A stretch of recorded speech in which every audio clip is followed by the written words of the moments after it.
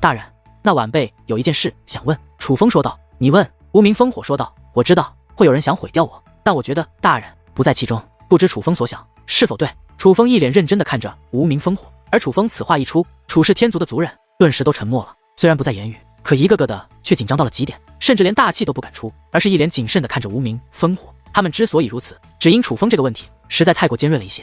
此时仿佛连空气都凝固了一般，楚氏天族的人很害怕无名烽火给出的答案与他们期望的不同。终于无名烽火给出了他的回答。当然，无名烽火此话一出，楚氏天族的众位族人都是同时松了一口气。其他人我不知晓，但我个人希望你这把利刃能够成长起来。我希望你是一把能够守护我祖武星域的利刃，更希望你可以是一把能为我祖武星域而战的利刃。说完此话，无名烽火便转身离去，消失在了远处。他走了，连让楚氏天族族人送他的机会都没有留。而楚风的内心却也确定了一个猜测：星域主界的人乃是楚风心中的敌人，因为是他们曾想过除掉楚风的父亲。但这无名烽火应该不是楚风的敌人。尽管今日他没有选择帮助乌马天族，但楚风仍然觉得此人应该是一个好人。不过这也只是现在，楚风的目标是要击溃星域主界，让楚氏天族来掌管祖武星域。楚风与星域主界必有一战。楚风，你先前真是太大胆了。就算无名烽火大人他与星域主界的其他人不一样，可是你这样顶撞他，难免会惹怒于他。是啊，楚风，不管怎样，他都是星域主界的人，日后再遇到星域主界的其他人，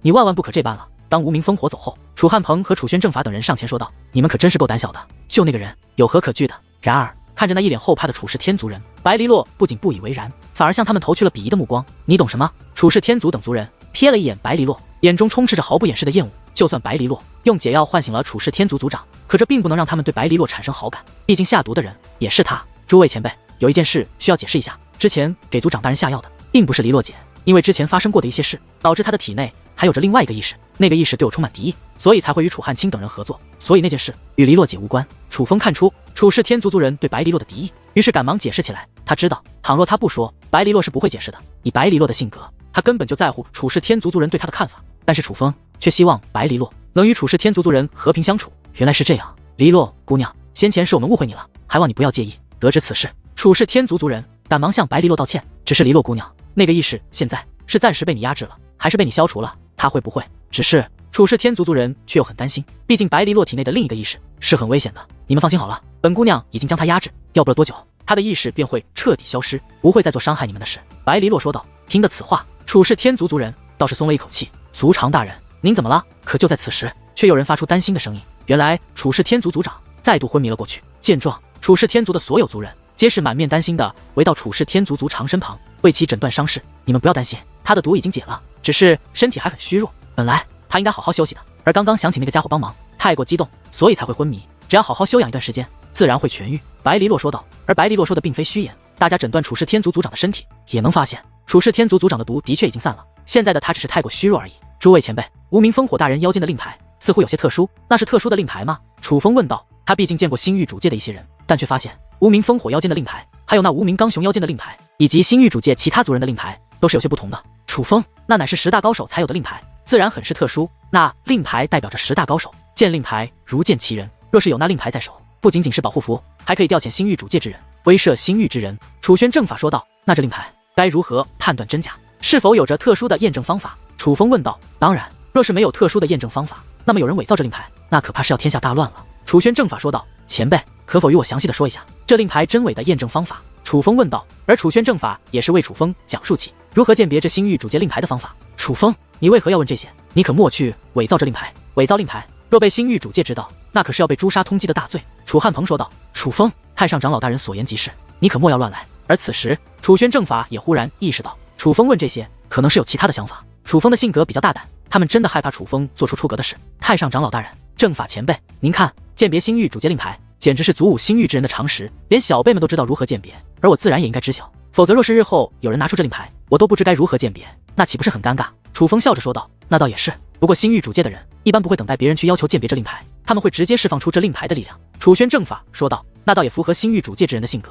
楚风笑了笑，毕竟星域主界的人自命不凡，高高在上，他岂能等到他人去质疑他们，自然会从一开始就展现出那独一无二的力量，来展现自己的身份，让他人惧怕。只是楚宣正法等人却不知道，其实楚汉鹏先前的担忧是对的。楚风问这些，就是因为他想伪造这令牌。族长大人，为了帮助乌马天族，不惜向无名烽火下跪，这一幕深深地印在楚风脑海。他知道族长大人非常想帮乌马天族，何况楚风个人也想帮助乌马天族，所以楚风准备替族长大人去做这件事。但楚风的实力有限，他自然无法凭借个人的力量去对抗祖武星域10大天族之一的乌马天族，所以楚风只能去以身犯险，伪造无名烽火的令牌，凭借那令牌去阻止乌马天族的偏族。楚风说做便做，回去直接伪造出了那个令牌。楚风还是有着一定自信的，除非是圣袍界灵师或者是星域主界的人，否则在楚风来看是没有人能够看穿他伪造的令牌乃是假的。我说弟弟，你在干啥呢？忽然一道声音响起，是白黎洛。本来楚氏天族为白黎洛安排了住所，可是白黎洛死活要与楚风住在一起，大家都耐不住白黎洛的性子，楚风便把白黎洛带回了自己的宫殿。见白黎洛出现，楚风赶忙将那令牌收了起来。别藏了，我都看见了。怎么，你是想用这令牌去做什么见不得人的事吗？居然连你姐姐都要瞒！白黎洛眨巴着那纯净的大眼睛，却狐疑地打量着楚风。没，真不是想瞒你。楚风尴尬地挠了挠头，既然都被发现了，他也不再藏了，而是将那令牌拿了出来。还真别说，做的还挺真的。白黎洛仔细打量了一下楚风手中的令牌，随后又看向楚风，你是想用这令牌去帮那什么乌马天族吧？我黎洛姐姐就是聪明。楚风点了点头，呸，你这小子少拍马屁，刚才还想瞒着我呢。白黎洛瞥了楚风一眼，而楚风则是一边笑着，一边尴尬地挠了挠头。他先前的确是想瞒着白黎洛来着，到底怎么回事？你与姐姐我说说吧。白黎洛说道。对于白黎洛，倒也没什么可以瞒的，所以便把乌马天族之间的事情详细与白黎洛讲述了一遍。竟然还有这么无耻的势力，这简直就是赶尽杀绝。走吧，弟弟，姐姐随你去，好好教训一下那些无耻的家伙。白黎洛说话便抓着楚风，直接向外航去。姐姐，我不能让你与我一同去冒险。而楚风则是赶忙推脱，那乌马天族的偏族，现如今可是祖武星域的10大天族之一，而楚风这令牌终究是伪造的，若能瞒天过海，自然是好；若是瞒不过去，那必然陷入险境。这等危险，楚风可不想白黎洛与他一同去冒。怎么，瞧不起你姐姐？白黎洛掐着小腰，撅着小嘴看着楚风，不是瞧不起你，我只是，哈哈，看你那傻样，难道你姐姐我如此聪慧，会不知道你是在担心我吗？不过弟弟，你不必担心，那乌马天族的偏族族长不过只是8品尊者罢了，你姐姐我对付得了。白黎洛此话说完，便将他的气息释放而出。下一刻，楚风顿时惊讶无比。他虽然一直很清楚白黎洛很强，但却没有想到白黎洛竟然强到了这种地步。白黎洛此刻的修为乃是9品尊者，尊者巅峰，他竟是一位尊者巅峰的强者。难怪面对无名烽火那等人物，白黎洛也会如此的不屑。他竟然有着与无名烽火相同的修为，我的黎洛姐，你也太厉害了吧！楚风很是兴奋，白黎洛还真是给了他一个意外的惊喜。惊讶什么？你姐姐，我还会彻底将她畜生炼化，待你姐姐我将其炼化，修为还会增进。白黎洛说道。还会增进？那岂不是要踏入至尊境？楚风惊讶地张大了嘴巴。至尊境啊，根据族长大人所说，这个境界在整个祖武星域都没有多少，那可是足以站在祖武星域巅峰的境界。想一想，无名烽火这样的大人物，也只是尊者巅峰而已，那至尊境的高手又将有着什么样的地位？小意思，小意思，淡定。看着楚风那惊讶的模样，白黎洛甚是得意，却又装出了一副不以为然、小事一桩的样子。那个小模样倒是非常可爱。我的姐姐，你早说啊！早知有你这个靠山，我又何必费尽心思伪造这个呢？楚风指着手中那伪造的令牌，一脸憋闷。毕竟伪造这令牌可是花费了楚风不少心思的，现在一看白弄了。有了白黎洛，根本就不需要这个令牌了。你也没问我呀。白黎洛对楚风翻了翻白眼。好吧好吧，是弟弟我的错，我的错。楚风笑嘻嘻说道。白黎洛现在可是他的最大靠山，他可不能得罪白黎洛。并且此刻楚风的心里是真的欣喜若狂，有白黎洛在，乌马天族便有救了。但同时也忍不住感叹，白黎洛不愧是祖武修行界内能够破坏规则的天地奇物，他的力量实在可怕。倘若修武者的天赋过于强横，那便不仅仅会被称为天才，而是被称为妖孽。而白黎洛他无需如此，因为他本身便是妖孽。不过姐姐，那畜生竟然这么难以炼化吗？可是很快，楚风又目露一丝忧虑。先前那黑影都能够压制白黎洛的意识，掌控一切，去毒害族长大人，陷害楚风，这便说明那黑影是很难对付的。放心吧，之前是我大意了，才让他钻了空子，这次他已经被我彻底压制，炼化他不过是时间问题，他已经没有翻身的机会了。不过说起来，姐姐，我还要感谢你。白黎洛说道。感谢我？楚风则是有些不解，若不是想替你洗脱冤屈，我也不可能爆发出如此力量，将那畜生压制下去，所以当然要谢你。白黎洛说道。听得此话，楚风则是心中一暖。白黎洛这番话透露出了自己在其心中的地位，白黎洛的性格能这样对自己，可见他是真的把自己当作亲人的。决定之后，楚风便立刻和白黎洛踏上了前往乌马天族的行程。楚风没有与楚轩正法打招呼，若是说了，楚轩正法定然会阻拦他，所以楚风只是留下了书信，但书信之中也只是说明自己有事离开，并未说自己去做什么。楚风和白黎洛离开的身影，楚氏天族虽然并没有人注意到，但却并非所有人都没有注意到。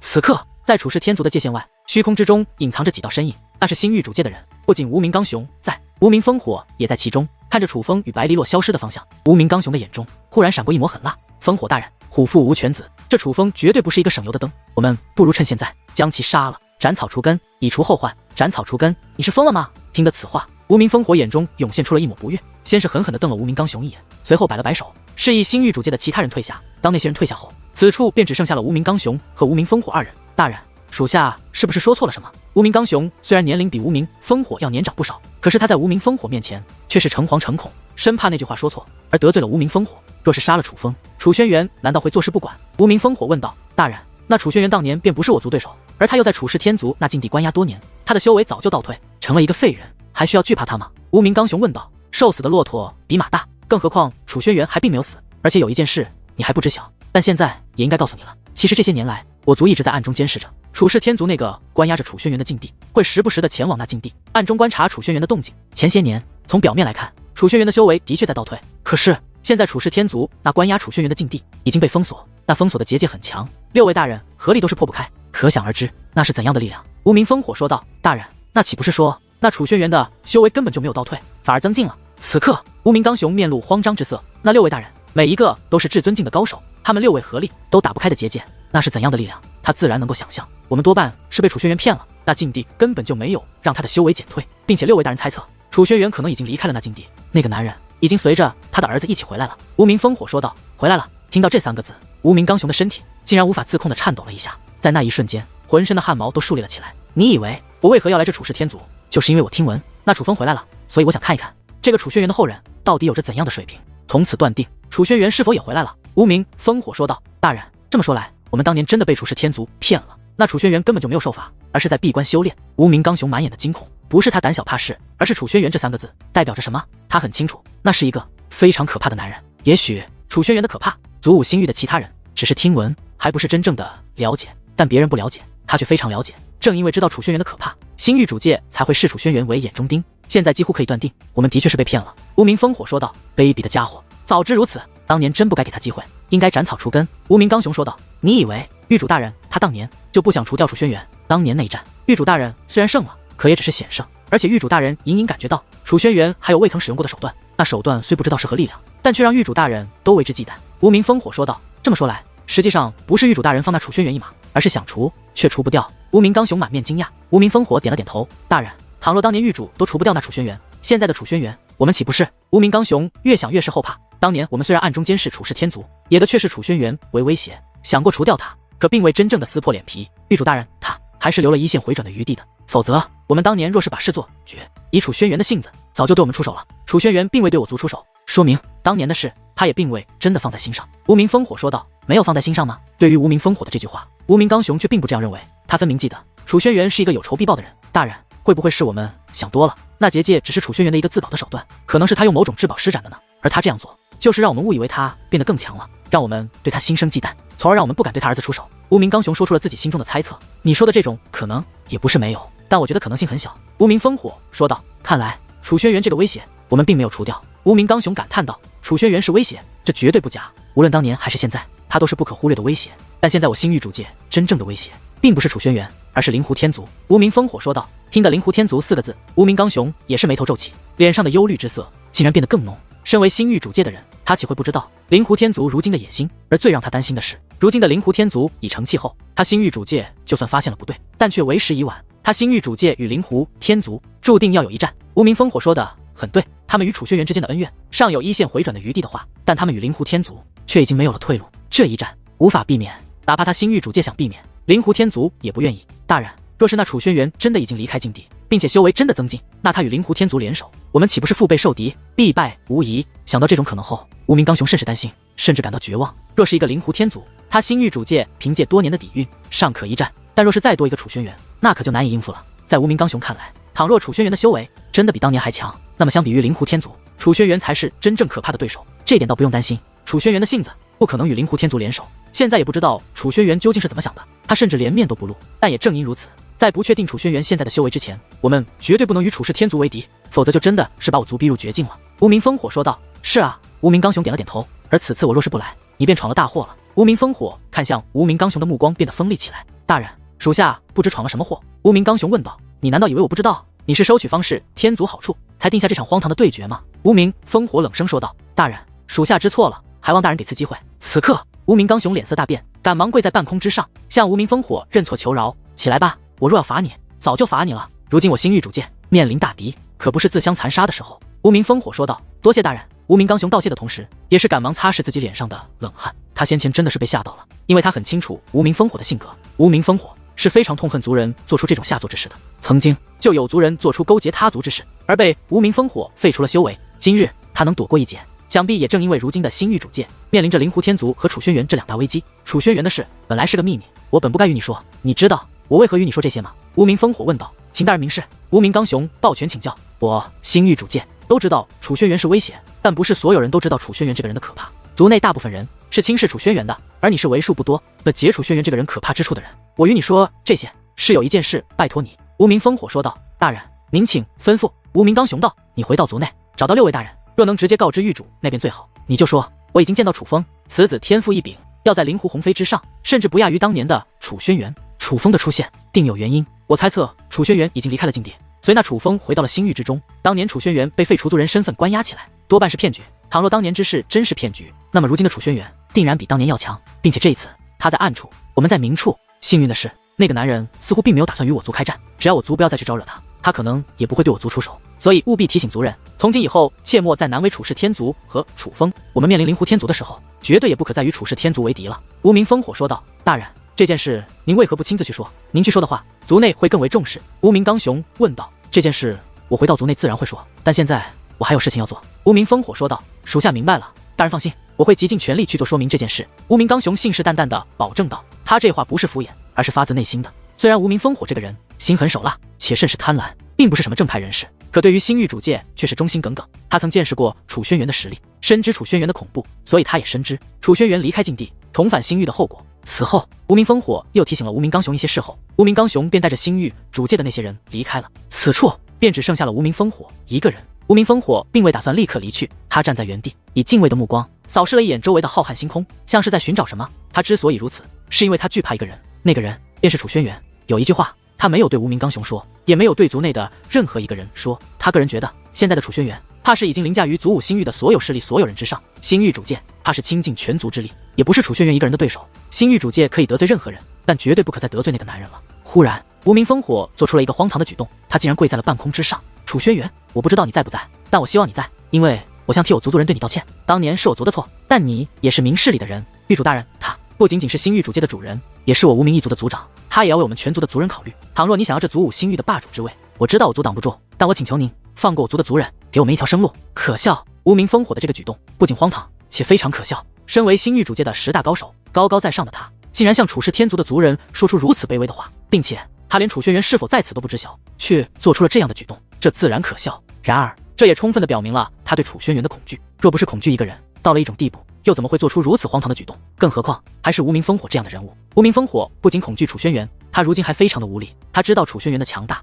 可星域主界却并非所有人都知道楚轩辕的强大。相比于那光明磊落的楚轩辕，他更怕他星域主界那些自以为是且目中无人的族人。他怕自己那些愚蠢的同族族人再去招惹楚氏天族，尤其是伤害到楚轩辕的儿子楚风。因为当年他曾亲眼目睹楚轩辕为了楚风而屠戮众人的场面，正因见过楚轩辕那愤怒的模样，他才清楚楚风在楚轩辕心中的位置是多么的重要。楚轩辕也许不会为当年的事而与星域主界计较，但倘若星域主界有人伤害了他的儿子，那楚轩辕一定会告诉星域主界什么叫做真正的绝望。无名烽火很清楚，不能再招惹楚轩辕了，趁着他还没有真的愤怒，星域主界必须收手。但他也很清楚，他根本无法阻止那群愚蠢的族人去做愚蠢的事。也许人们都听过楚轩辕的事迹，但并不是所有人都了解楚轩辕的强大。不仅他星域主界的人不了解，其实族5星域的很多人也都不了解，甚至有许多人质疑楚轩辕当年的事迹乃是假的，乃是夸大，不然也不可能有那么多人会拿灵狐鸿飞与楚轩辕进行比较。毕竟真正了解楚轩辕的人都知道，灵狐鸿飞的天赋虽强，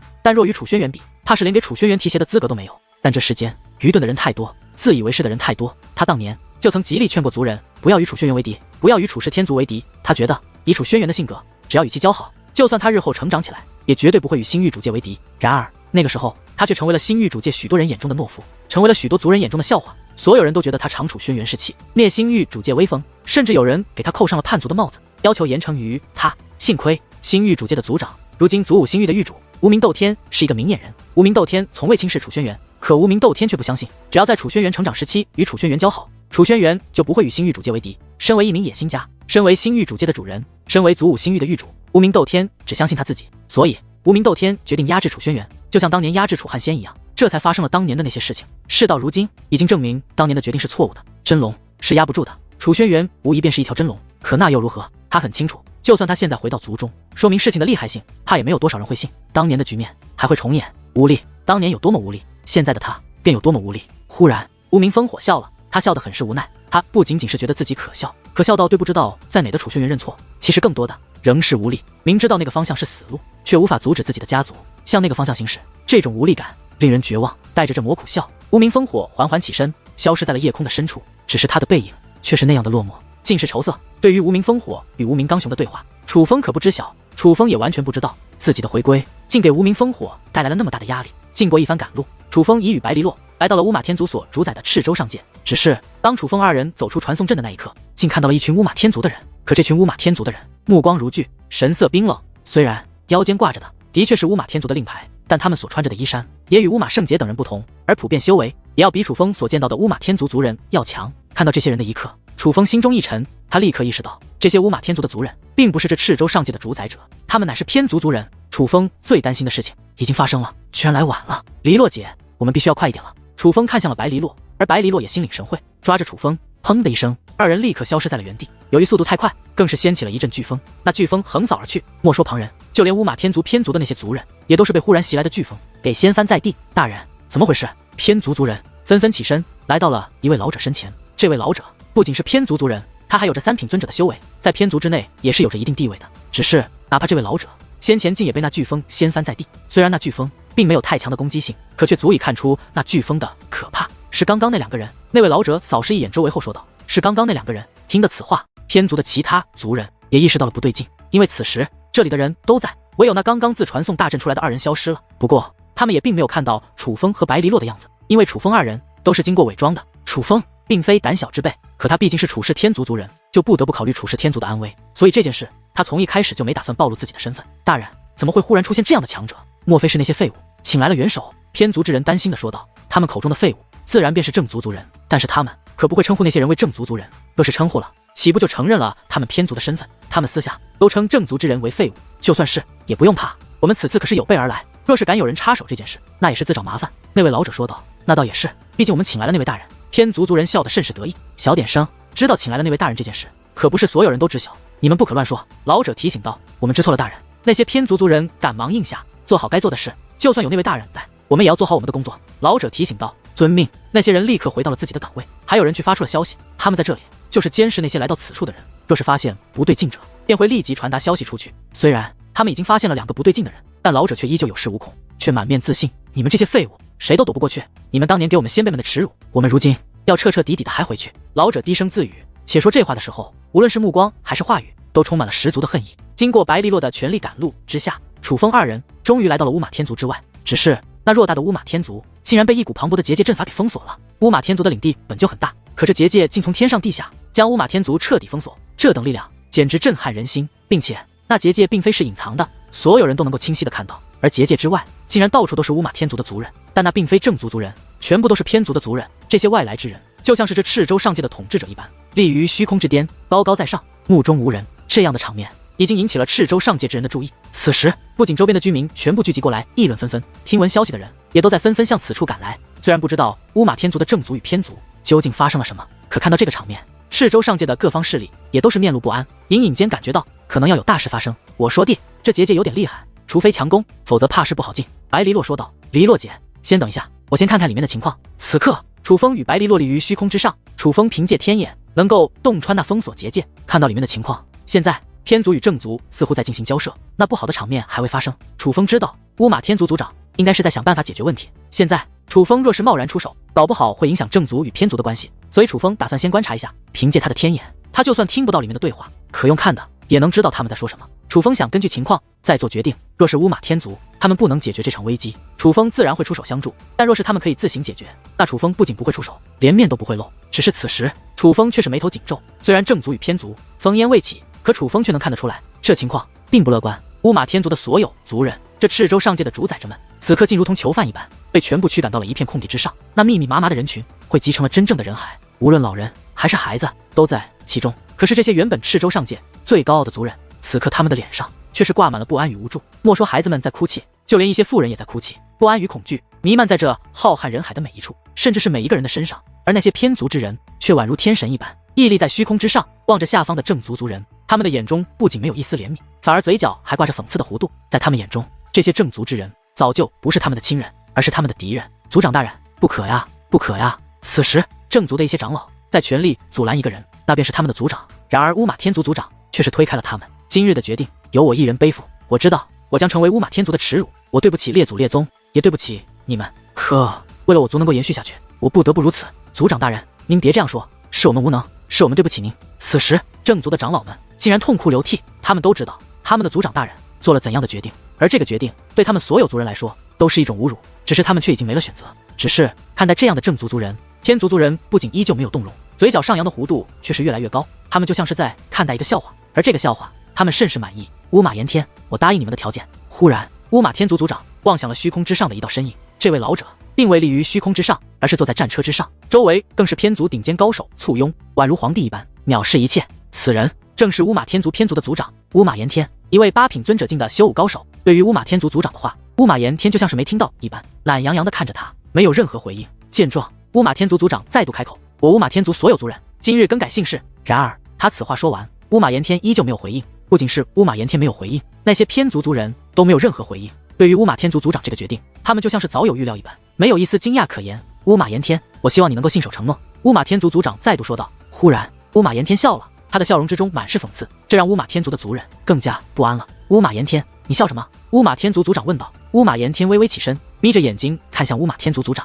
你还真是愚蠢啊！你以为我今日来此只是想让你们更改姓氏吗？其实无论你们是否更改姓氏，今日的结果都是一样的。你这是什么意思？乌马天族族长面露惊色，不明白吗？那我就说得明白一点，我今日就是要你们这些废物永远从这个世界消失。乌马炎天面露狰狞，你这言而无信的东西，我们乃是同族，你怎能如此灭绝人性？听得此话，乌马天族族长大怒，而乌马天族的族人则是陷入了无尽的恐慌。只是对于乌马天族族长的斥责，乌马炎天不仅没有丝毫悔意和自责，脸上的狰狞之色反而越来越浓。动手！忽然，他大袖一挥，那漫天的杀意便从天而降。与此同时，磅礴的威压也是笼罩乌马天族的所有族人。这一刻，乌马天族族人都是陷入了绝望之中。那乌马炎天可是8品尊者，他若要杀他们，他们谁都逃不掉。可就在这时，一声巨响却是忽然传来。当这声巨响传来之后，无论是正族族人还是偏族族人，都是神色一动，因为那声巨响乃是自乌马天族之外传来的。伴随着那声巨响，似乎还有惨叫之音。这一刻，偏族之人脸色变了，正族之人皆是在此。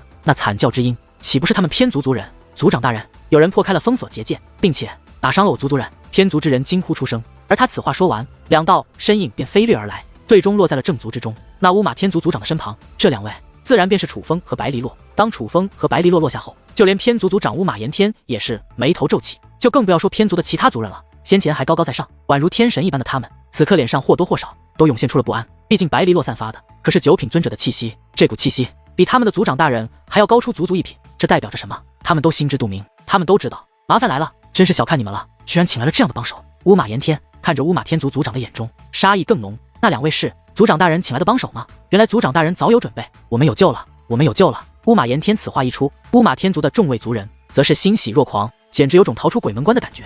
9品尊者这样的修为，足以对抗那偏族的所有人。正因一切来太过突然，许多乌马天族族人喜极而泣，那浩瀚人海之中的哭声不减反增。但之前哭是因为绝望，现在哭则是因为看到了希望。可是无论正族族人还是偏族族人，他们都并不知道，此刻就连乌马天族族长也是一脸茫然。虽然他也曾向一些势力求助，可对方连信都没有回，就更别说会帮助他们了。乌马天族族长早就不抱有希望了。而现在忽然出现的2个人，其中一位还是尊者巅峰的超级强者，这让他也非常的意外。莫说旁人，就连他其实也是一脸懵的状态。他已经在脑子里想了一遍所有可能会帮助他们的人，但却没有找到与这2位相符的偏族族人。莫要欺人太甚！楚风高声问道。当然，他的声音是做过修饰的，所以哪怕乌马天族族长和乌马圣杰也听不出他是谁。你是何人？竟敢来此多管闲事？乌马炎天冷声问道。虽然楚风和白梨落的出现让他感到苦恼，但他也并未表现出惧怕之色。我是谁不要紧，重要的是你们的所作所为实在天理难容。人家正族已经接受你们如此无耻的要求了，你们竟然还要赶尽杀绝，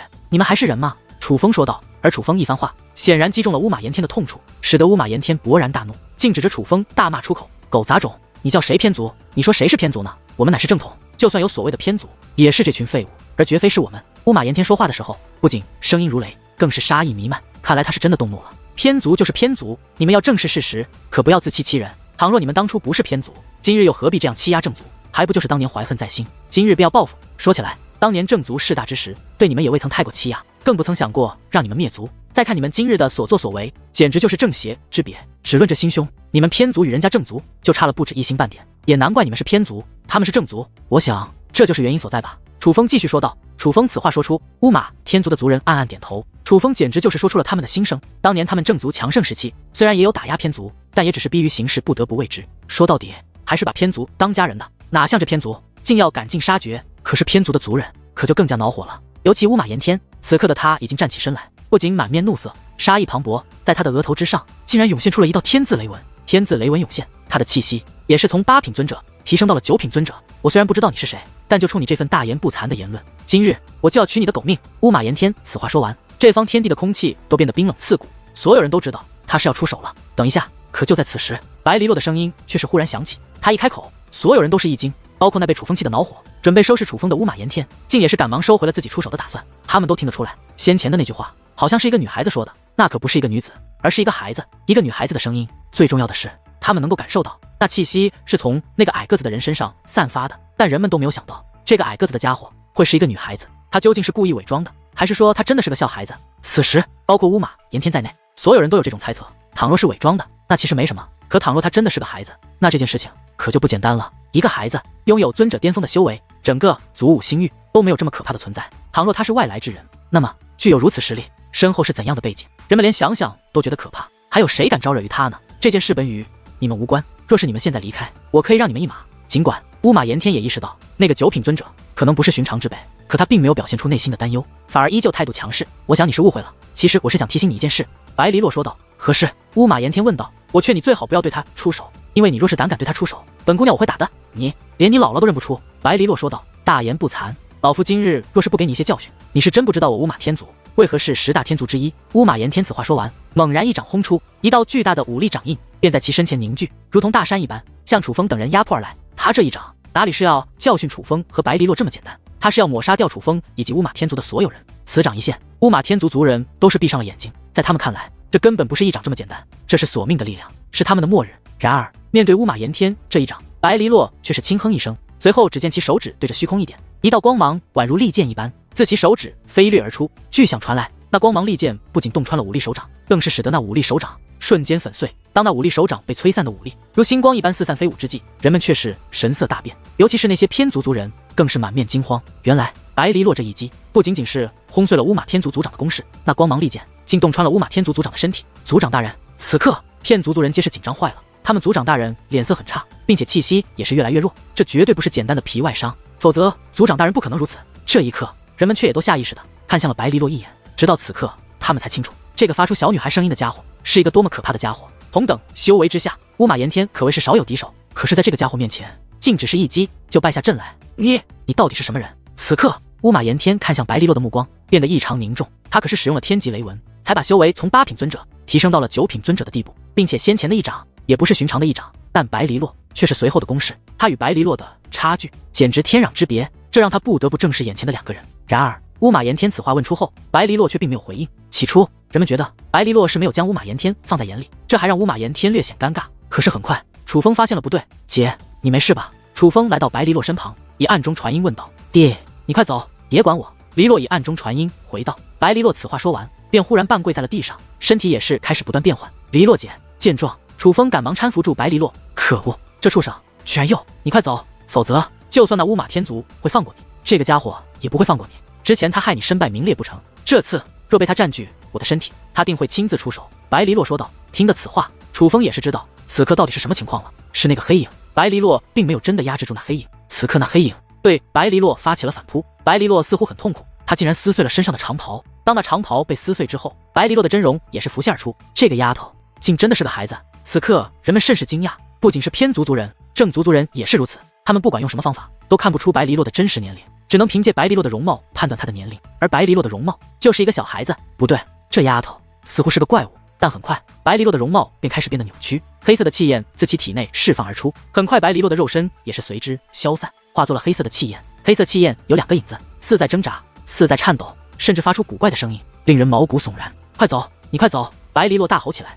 可恶，楚风自然不会走，他在想尽一切办法帮助白黎洛，只是不管怎么做，他都是没有办法阻止眼前的一切。看来出现变数了呢。见此一幕，乌马炎天的嘴角扬起一抹淡淡的弧度。本来被白黎洛击伤后，他觉得白黎洛很难缠，也是有些头疼，但是现在这个局面显然对他很是有利。他有一种预感，除了白黎洛，那另外一个人其实并不足惧，休想伤害我爹！忽然，白黎洛大喝一声，紧接着一股磅礴的气焰自其体内释放而出。当那股气焰释放而出之后，不仅地动天摇，在场的所有人都感觉到了一股巨大的威胁。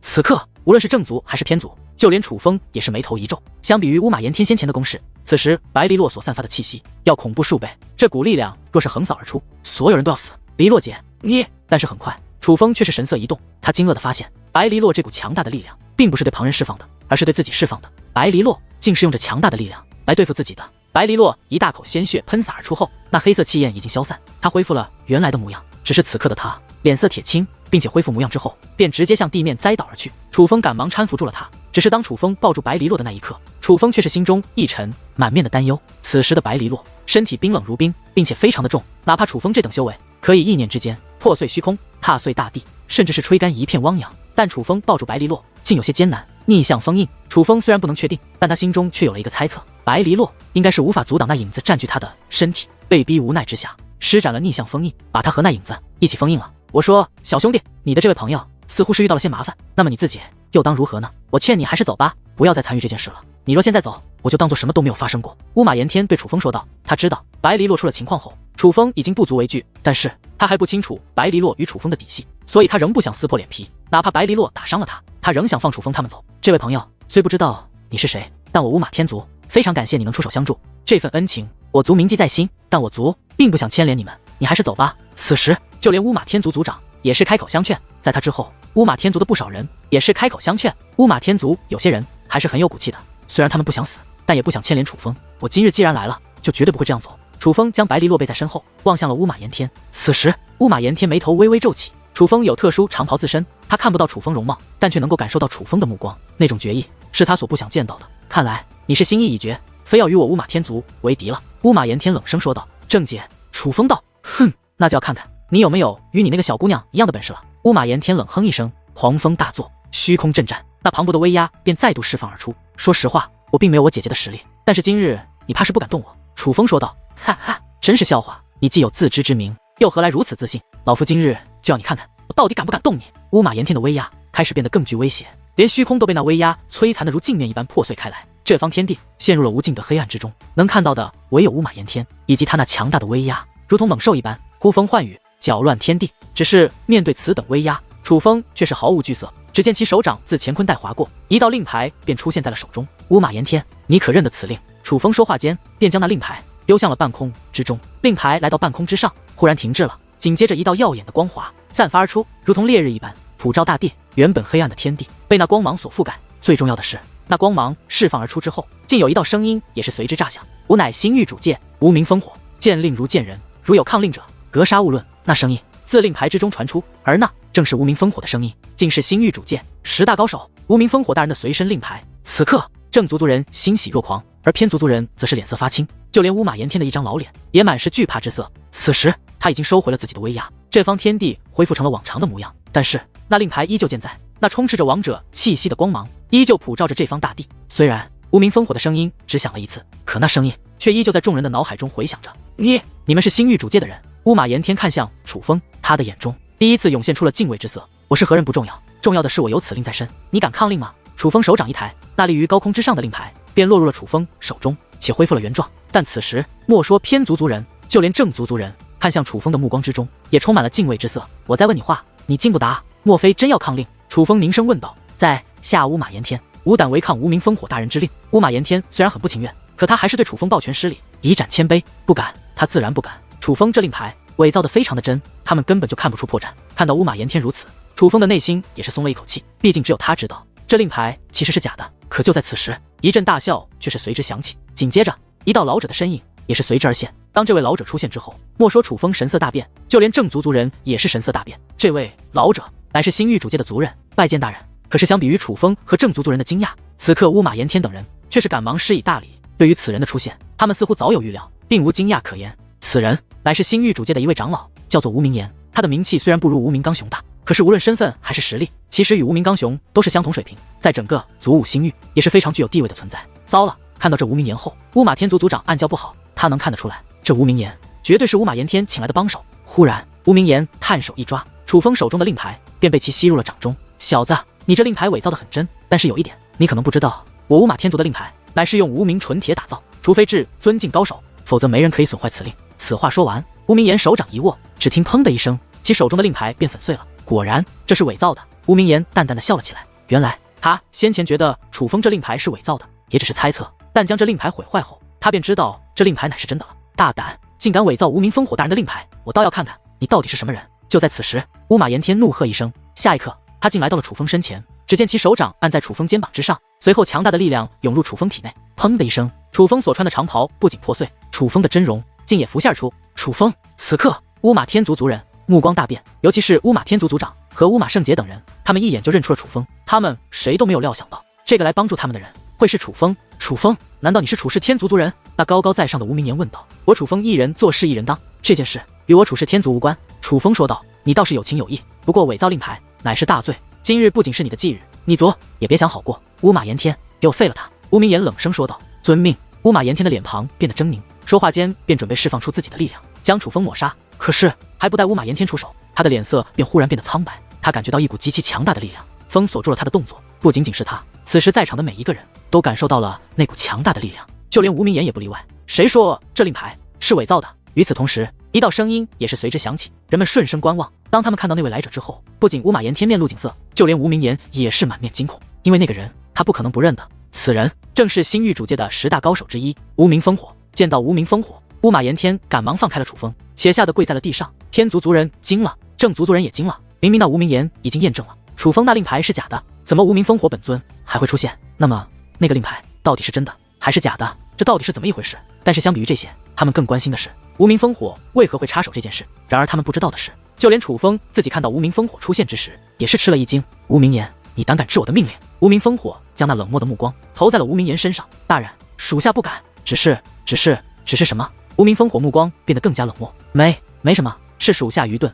还请大人惩罚。无名岩本来是想说，那令牌明明就是假的，否则怎么能被他捏碎？但是他也想明白了，无名烽火既然都现身了，就是摆明了要护着楚风。他若还敢说那令牌是假的，那他就是自讨苦吃。现在就算心里有苦水，也只能默默咽了。乌马天族要灭同族，你不仅不阻拦，反而助纣为虐。你以为我会放过你？但我不会罚你，而是会将此事禀告玉主大人，玉主大人自会定夺。无名烽火说道。大人饶命，大人饶命啊！属下再也不敢了。无名岩吓得赶忙半跪在半空之上，向无名烽火连连认错。这件事，无名烽火若自行处理倒还好说，可若是禀告玉主，那事情可就大了。大人，我知错了，求您给次机会吧，求您了。见状，那些偏族族人也开始向无名烽火磕头求饶，给你机会。这种事情需要我给你机会吗？虎毒还治不该4子，你们乃是同族，体内流着相同的血液，何等大仇，会叫你们同族相残，还赶尽杀绝？你日后落入九泉，有颜面面对你们的老祖宗吗？无名烽火冷声问道。大人，我错了，是我糊涂了。乌马炎天连连认错，甚至痛哭流涕，但他哭得很假，所有人都知道他不可能真的悔过，他不过是因为惧怕无名烽火，所以才会这般。你向我认错何用？你应当向你的同族认错。无名烽火道。乌马兄，是我糊涂了，看在我们同族的份上，能否给我们一次改过的机会？乌马炎天竟真的向乌马天族族长认错了。不过明眼人都清楚，在无名烽火的威压下，他没有选择。无名烽火大人，若是这他们日后能不再欺凌我族，今日之事，大人就给他们一次机会吧。乌马天族族长对无名烽火求情道。你们听到了吗？无名烽火问道。听到了，大人，我乌马炎天对天发誓，日后一定不再找他们麻烦，若敢再犯，那我乌马炎天断子绝孙，不得好死。乌马炎天信誓旦旦地保证道。乌马炎天发的誓很毒，他之所以敢如此，其实主要是他真的放弃了再找正族麻烦的念头。有无名烽火撑腰的正族，他真的是不敢招惹。那我就给你们一次机会，散了吧。无名烽火摆了摆手，多谢大人，多谢大人。乌马炎天哪敢犹豫，带着他偏族族人便就此离去。浩浩荡荡的人马，来时气势汹汹，走时却是灰溜溜的。正族族人还有些恍惚，明明先前都快被灭族，但此时那些偏族族人竟落得了如此下场，这转折未免太大，大到他们有些难以接受，甚至都在怀疑这是不是真的。那可是偏族啊，祖武星域10大天族之一，他们日后真的不会再找他们麻烦了吗？就在此时，一道声音忽然响起。大人，那我是无名岩。这位星域主界的大人物还跪在虚空之上，胆战心惊地看着无名烽火。无名烽火不开口，他连动一下都是不敢，就别说走了。你与乌马天族的勾当，我心里清楚，你心里更清楚。不过念在同族的情分上，我给你一次机会。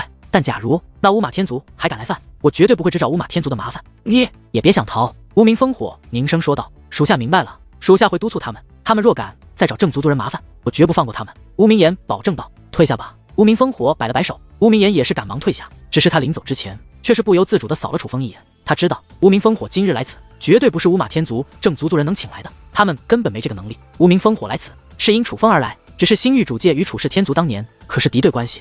虽然如今的楚氏天族早就不被星域主界放在眼里，可当年的过节却是真实发生过的。无名烽火何以会帮这个叫做楚风的小辈？是族内有变动，还是无名烽火有图谋？带着这种不解，无名言离开了。多谢无名烽火大人出手相助。无名言走后，雷鸣般的声音响彻天地间。在族长的带领下，乌马天族的族人齐刷刷地跪在了地上。不必谢我，我今日是因他而来。无名烽火看着楚风说道。此时乌马天族的所有族人也都看向了楚风，眼中尽是感动。楚风所作所为，他们都是亲眼所见。他们今日能活下来，可是楚风以命搏回来的，这份恩情他们怕是无以为报，毕竟这是救命之恩，更何况还是救了他们全族。楚风小友，今日之恩，前辈与我您就不要客气了。其实我今日来此，乃是受我族族长之托，他很惦记您的处境。乌马天族族长本想向楚风道谢，但他话还未说完，楚风便抢着开口了。这一点我倒是可以作证，关于你族与那偏族的这场恩怨，楚氏天族族长的确向我求助过。对于楚风的说法，无名烽火也是给予确认。这老家伙，此时乌马天族族长没有多说什么，可是他的嘴角却勾起了一抹弧度。与此同时，那份温暖早就扩散到了他的全身，这份友情着实难得。大人，能否帮我看一下我黎洛姐的情况？楚风对无名烽火请求之后，无名烽火也是飞落而下，开始为白黎洛诊断。楚风，我就实话实说了，这逆向封印很强，我是解不开的，但是有人能帮你。无名烽火说道。